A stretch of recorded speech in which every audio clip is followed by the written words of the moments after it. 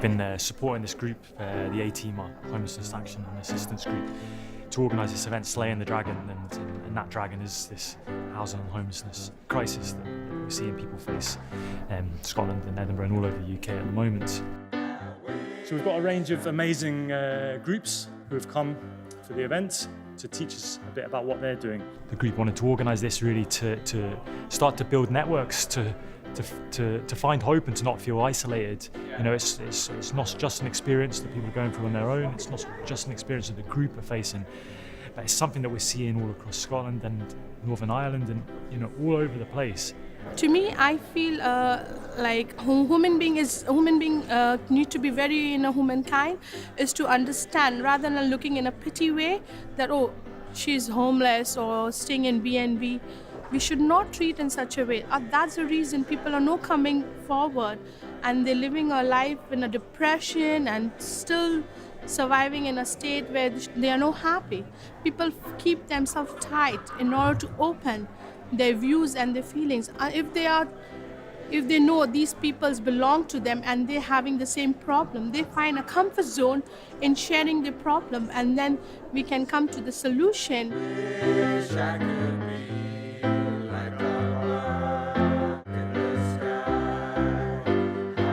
We need action now, and the longer we wait, the more ill health the people within the homeless, within the streets, within the system, within the bed and breakfast, within the refugees, in the hostels, we're still suffering.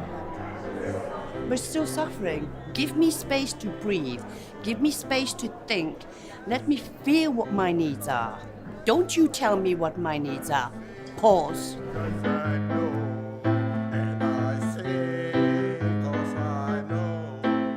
Street Reads gives away books to homeless readers because we believe that it's not just about food and drink, it's really important to have education, literacy and the comfort of a good book.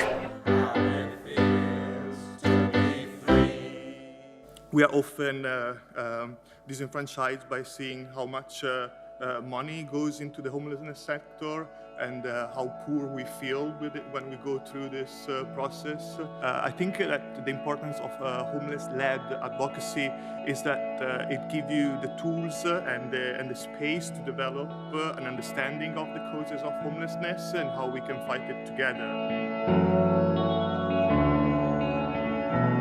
Land ownership in particular, that's a big thing for us, and that's what's really attracted us here today because of such a few number of families owning Scotland. 43 families own Scotland, and we're pushed into the big urban centres with poor housing. There's such a high throughput of students. They're continually coming out, coming in, coming out, coming in, so nobody's really putting down the roots there and making that their community. You know, they're there for a summer, a term or a year or two. I can totally see where you're coming from.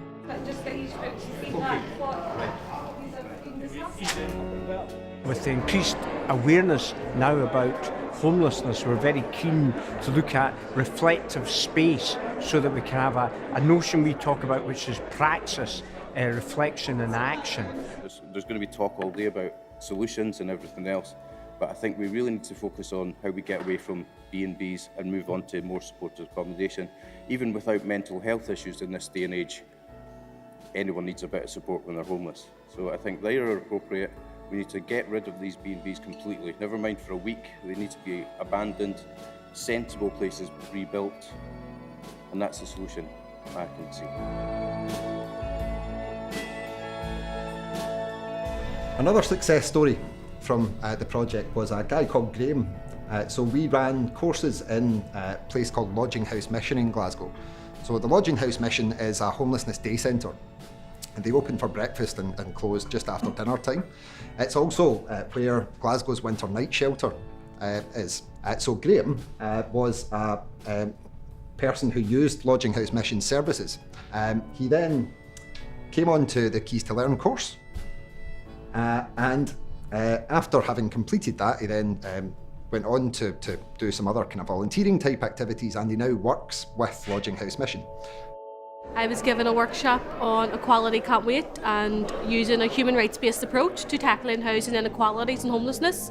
And I thought both workshops today went very, very well. It was great to see people realising that they did have basic human rights and that they could be framed around addressing homelessness and inequality in terms of housing. For talk's sake, there was a resident there, a homeless resident, who didn't even realise that, first of all, there was a Scottish Human Rights Coalition and what they could be doing. She's a way to research what their stance is on housing and homelessness, and she's asked for our email in terms of can she learn some things for us to bring to, so she knows and she feels confident enough going. Being a member of the action group, the A-team, which is what brought me to this event, I've managed to meet people from other groups in a similar situation and find out how they're dealing with the situation and what action they're taking. And I think they should start talking to each other, start coordinating joint activities, and hopefully we can fight against this whole unnecessary drive to austerity. So I'm Rachel, I'm part of the All About Me group. We are a group of mums who got together to fight against homelessness when 5 out of our group of 11 were made homeless last year. So thank you for taking part. So right now I'm going to read you a quick scenario. We're at the moment now going to be fighting over housing benefit or housing arrears that one of our mums has ended up with £19,000 because it's £474 a week to stay in a high-rise flat in your house because it's temporary accommodation. So that's our next fight. Support accommodation, no B&Bs. The no B&Bs that's happening coming in June, they've said to us that they'll not put anybody in B&Bs in June, and that is a lot to do with the mums, so they have to take gratitude for that. They've done really well. Now I was up on Friday and I said, where are you going to put them? And they said, we've not decided that yet. Is that just families and children? Just children and families, yeah. Just because children and families can only be in B&B for 7 nights, but they don't tell you that. They say you're going to be in there for 6 weeks. And I say, well, we'll just get the lawyer on, it's fine. And they're out within 48 hours. The girls have taken loads of emails addresses and going to email people because they're really interested in doing joint working and getting more people over to the Millennium Centre where we are and finding out a bit more about what you do and what we do and how we can all support each other. So thank you, thanks for having us. I think what I'm taking away again, as much as you know that you're not the only people fighting this cause, it's great to be in a room with other people that have the passion, that also have the fatigue that you've went through, and it's great to be able to, give them a bit of a boost, and vice versa. They're able to say to us, this is what you've done for us, and I'm really hoping we take away more collaborative working. The reason I'm at the event today is because I've been homeless since 2012, and I want to try and put forward at events like these a section of the community that is sometimes forgotten within homelessness. Putting somebody in a house doesn't necessarily mean that's the end of all the problems, and you have to look at each person individually.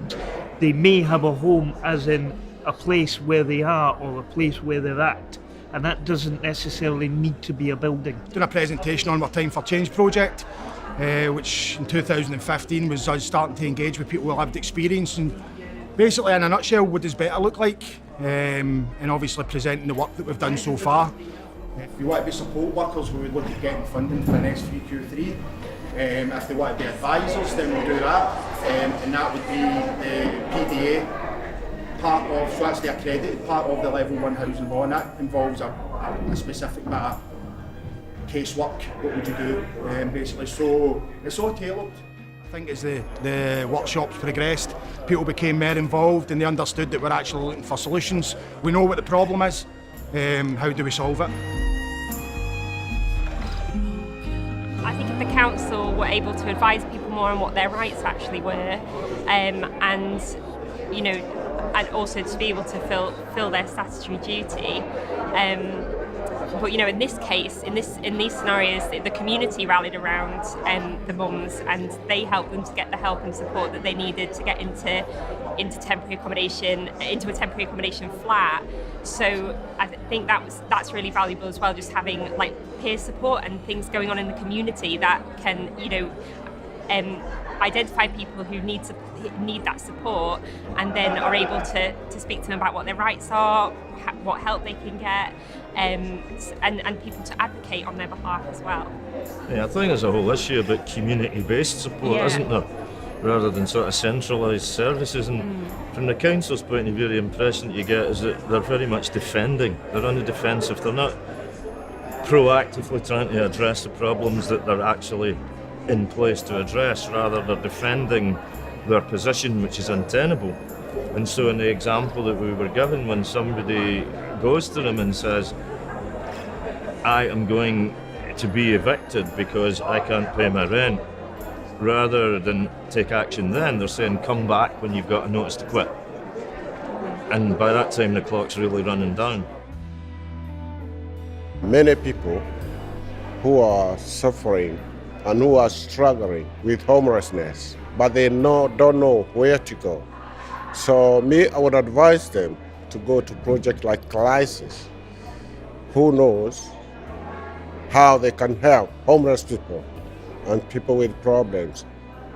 I would even advise people who have a say to go and approach the government to improve the state of homelessness in the country. You have to look at each person individually, and this is great coming today and speaking to all the different groups and getting all the different opinions that have been coming forward to try and help end homelessness, because for the vast majority of people that's okay, but there are still sections within that. You have to remember that each person is different.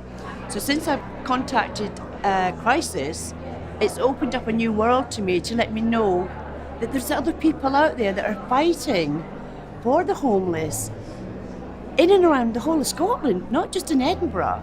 And I think one of the main issues is that I personally want to target is more education within the system. Give the control back to the people in the homeless. You know, they have their own voice. You know, they have a voice. You know, and they need to educate people within the system. I was, delighted and sort of inspired and excited really by all these different approaches that people are taking, you know, and resisting the way that the system can drag you down and to make you feel powerless or hopeless, and seeing that, and I think a lot of people are feeling that we can connect, we can be part of a bigger alliance. There's potentials for unions there, there's potentials for a movement, for real change. It felt like there is a way out and there is hope ahead. Really, that's it. You know, we work as a group to try to identify what are the issues, work with our experiences, analyse them, and see what we need to know and to do to help to challenge and change these circumstances. So that's what we're trying to do. So hope you enjoyed it.